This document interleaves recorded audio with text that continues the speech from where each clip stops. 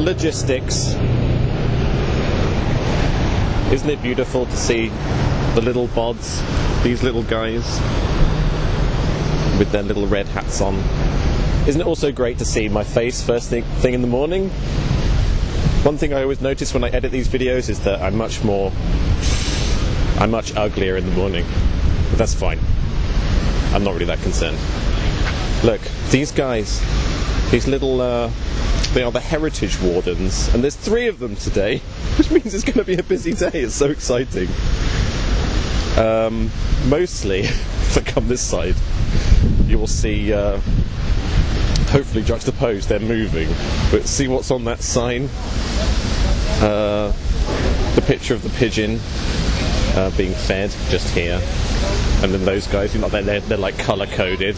So the main reason for their existence, which is to stop people from feeding pigeons, which is a very important job, you know. You need, you know, full-on, you know, black Nazi uniforms with a red band, just with a swastika ripped off, you know.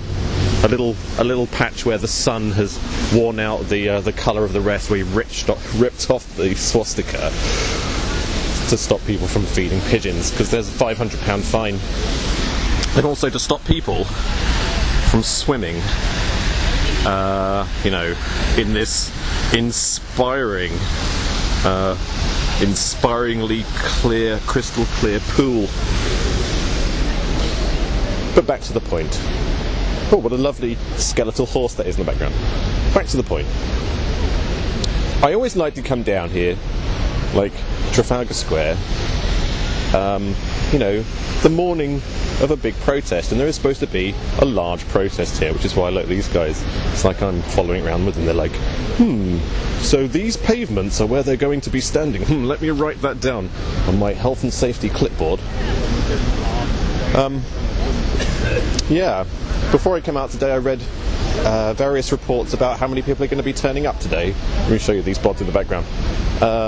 The police, obviously notorious conspiracy theorists, believe that 100,000 people are going to turn up today. 100,000?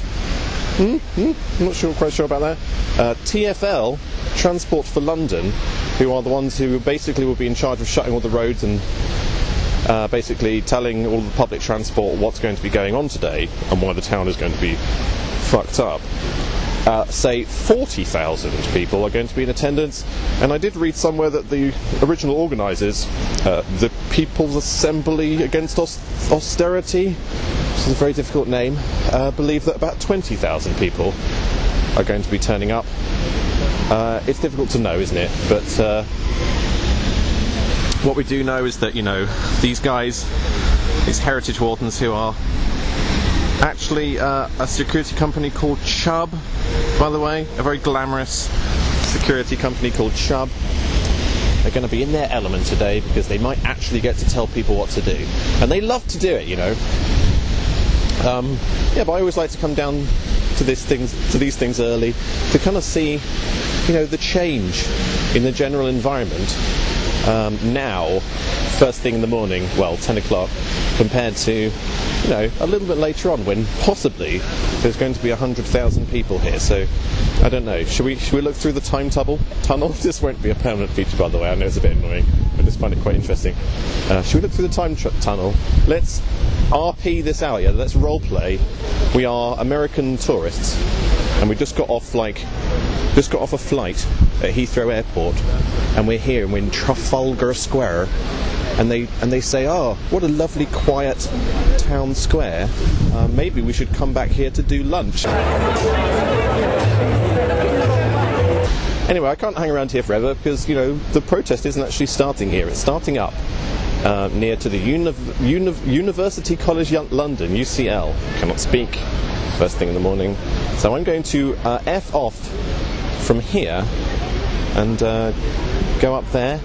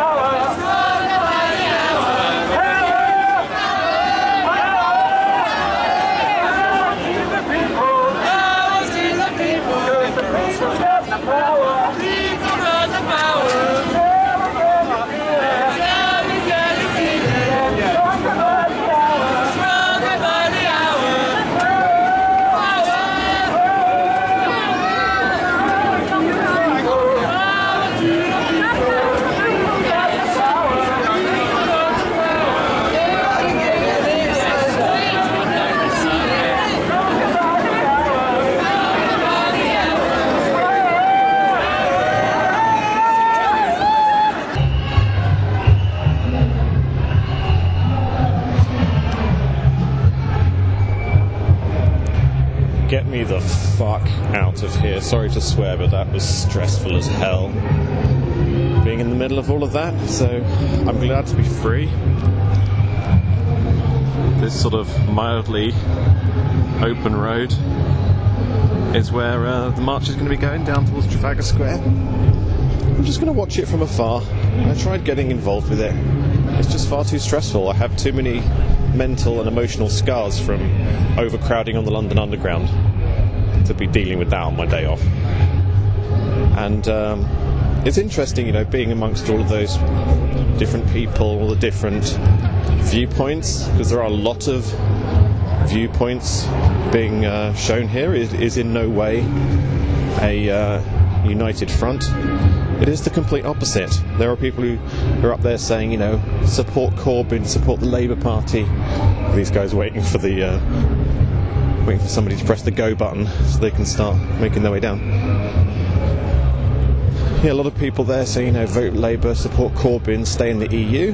There are people saying, stop Agenda 21, stop globalism, get out of the EU.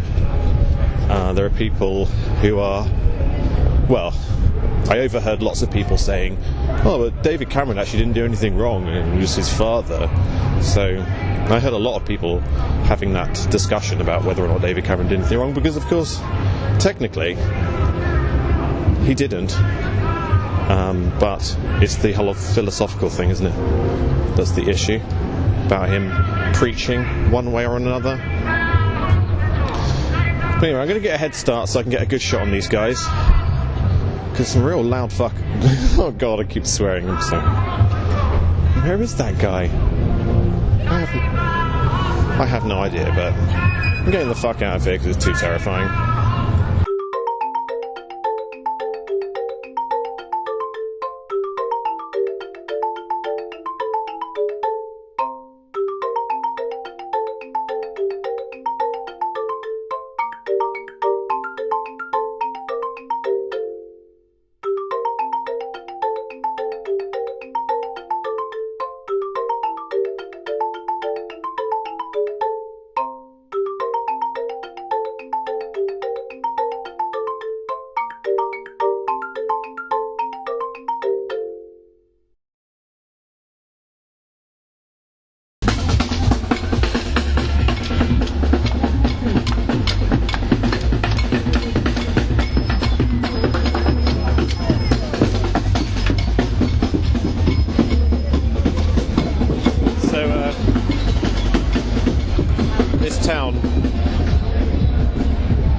This town has become mildly less functional than it was earlier. A load of people, part of the protest came down here and blockaded the road just outside Downing Street, just like it was last Saturday.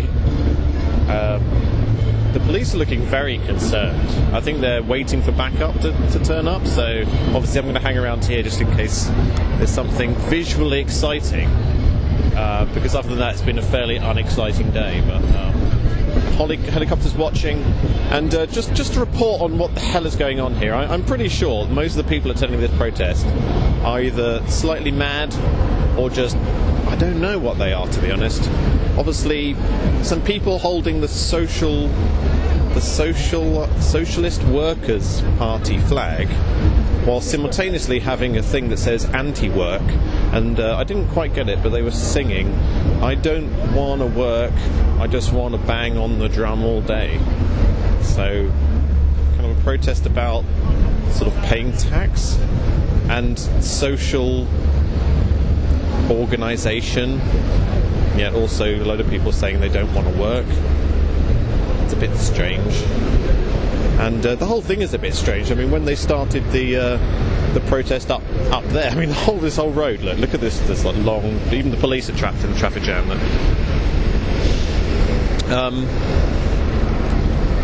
The whole thing is very weird. Today has been a very weird experience.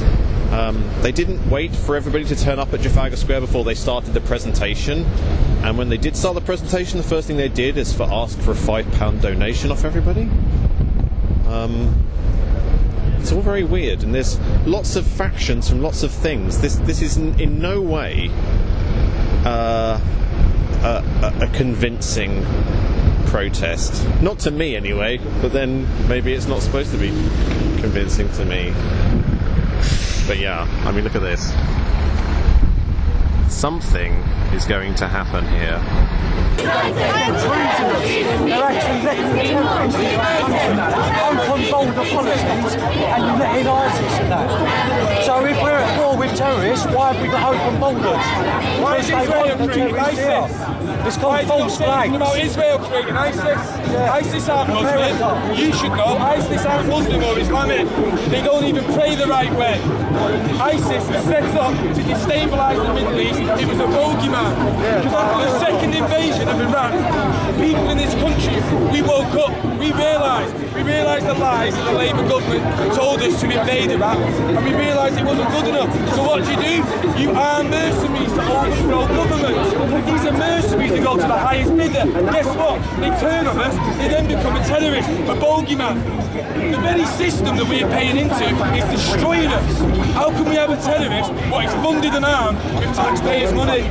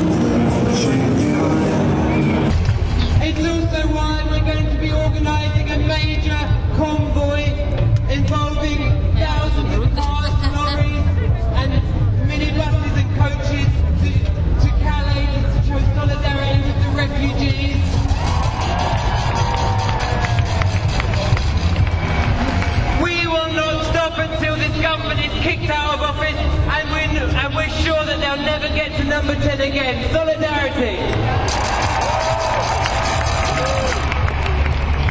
Sam Fairbairn, Secretary of People's Assembly. And now I'm really pleased to be bringing to speak to you a parent. Anyone else parent? Some of them are planning on being one, some of them in the future. They're expanding, accepting our schools. I really want to say something positive about what's happening here, because it's certainly true that, you know, it's good that people are protesting and everything, isn't it? Sort of. Maybe not. I don't know. But let me just give a little bit of critique. I'm not going to stand around here and listen to these people all day, because, well, just between you and me, it's already given me Ebola. It's been such a bloody boring day, and I'm not even sure how much of it I can actually even use as a film. It's been that boring.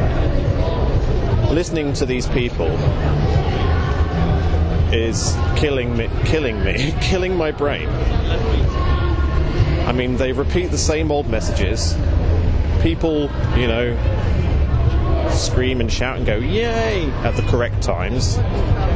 But it doesn't actually achieve anything. It's nothing but rhetoric. I mean, the same guy with like the high-pitched voice, you know, was it just 2 years ago he said we will make this country ungovernable? Isn't that what he said? But this country is not ungovernable. In fact,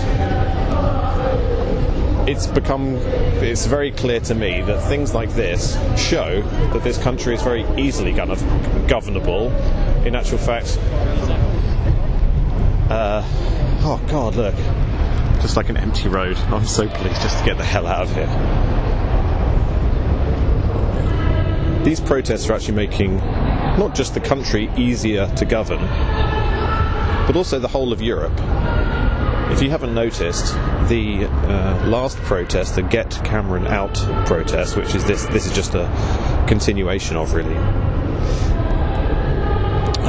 failed to get Cameron out and achieved a new drive in global surveillance for the purposes of tax enforcement. So, you know, a few thousand people coming down to Trafalgar Square, waving banners and shouting hooray, whilst the real political strength sweeps through Europe, globalising the surveillance on the tax farm.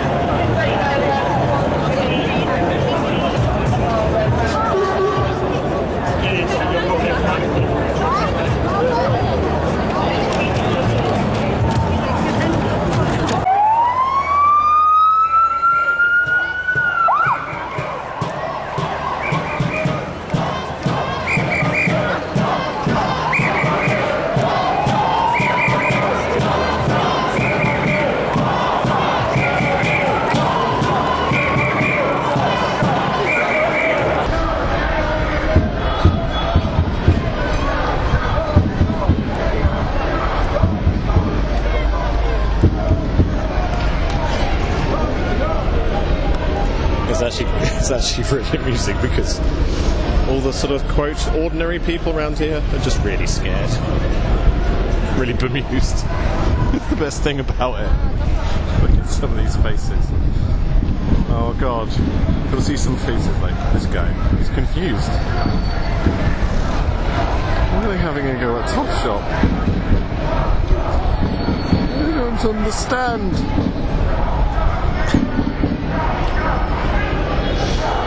That's why the police must stop this, you know, it's confusing the ordinary people. Just these faces are priceless. Look at that guy. Oh god.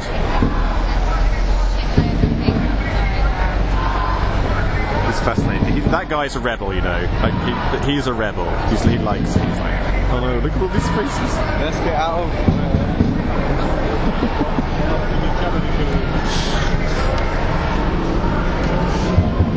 Well, it felt like a pointless day, I think. The point in all of it was just seeing these concerned consumers' faces. Oh god. Oh god, look!